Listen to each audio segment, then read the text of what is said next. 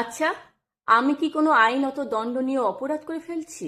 সরকার কি আমার বিরুদ্ধে কোনো আইনি পদক্ষেপ নিতে পারে? কেন এমন কথা বলছি আমি? আচ্ছা, ভিডিওটি শেষ পর্যন্ত দেখতে থাকুন, তাহলে বুঝতে পারবেন আমি কেন এমন কথা বলছি।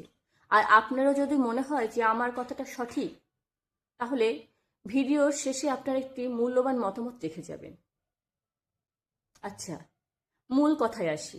আপনারা সবাই জানেন পশ্চিমবঙ্গে এখন ভোটের হাওয়া চলছে। না, আমি এখানে কোনো ভোটের প্রচার করতে আসিনি বা কোনো দলের পক্ষ থেকে কিছু বলতে আসিনি। অত বড় ক্ষমতা আমার নেই। আমি খুবই সাধারণ একজন মানুষ। এই সাধারণ মানুষের জীবনে ভোটের কারণে সৃষ্ট কিছু অসাধারণ সমস্যার সম্মুখীন আমি হচ্ছি। আমার মনে হয় আমার মতো অনেক সাধারণ মানুষই এই সমস্যা প্রত্যক্ষ করছেন। আমি সেই ব্যাপারে কোনো কথা বলতে এসেছি। আপনারও যদি মনে হয় আপনিও এই ভোটের কারণে কিছু সমস্যার সম্মুখীন হচ্ছেন, কমেন্টে জানাবেন।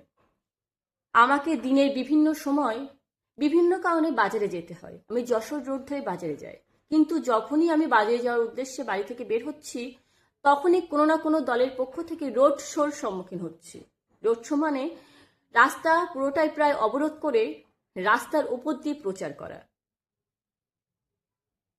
আচ্ছা, ভোট তো সাধারণ মানুষের দ্বারাই তৈরি হয়, তাই না? সাধারণ মানুষের উপকারের জন্য।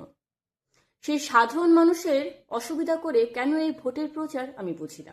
আমাদের বাড়ি থেকে বাজার 1.5 থেকে 2 কিলোমিটার দূর, কিন্তু পুরোটাই জ্যাম। ভোটের ময়দানে একটা দল অন্য দলকে 1 ইঞ্চি জায়গা ছাড়তে রাজি নয়, কিন্তু রাস্তাও কি একই অবস্থা? একটা দল অন্য দলকে রাস্তায় 1 ইঞ্চি জায়গা ছাড়ছে না, তাহলে সাধারণ মানুষরা কোন পথ দিয়ে যাবে বলুন তো? রোড শোয়ে অংশগ্রহণকারী মানুষরা প্রথমে অটোতে বসে ভোটের প্রচার চালাচ্ছেন, তারপরে তারা বাইকের উপরে বসে ভোটের প্রচার চালাচ্ছেন, তারপরে তারা হাঁটতে হাঁটতে ভোটের প্রচার করছেন।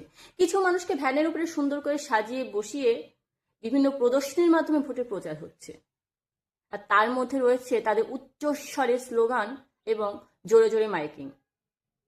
আর তাদের পিছনে সাধারণ মানুষ আস্তে আস্তে আস্তে আস্তে হাঁটতে হাঁটতে যাচ্ছে।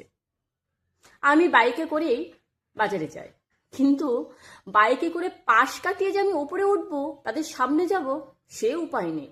একটা মাছি গলারও জায়গা নেই। ভাবা যায়? তাহলে অ্যাম্বুলেন্স, সাধারণ ভ্যান বা সাধারণ গাড়ি কিভাবে যাবে বলুন তো?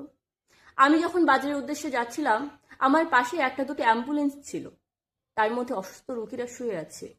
জীবন মৃত্যুর সঙ্গে তারা লড়াই করছে। তারা যদি 5টা মিনিট আগেও হাসপাতালে পৌঁছাতে পারে, তারা হয়তো এই যাত্রায় বেঁচে যাবে, কিন্তু আমার মনে হয় না তারা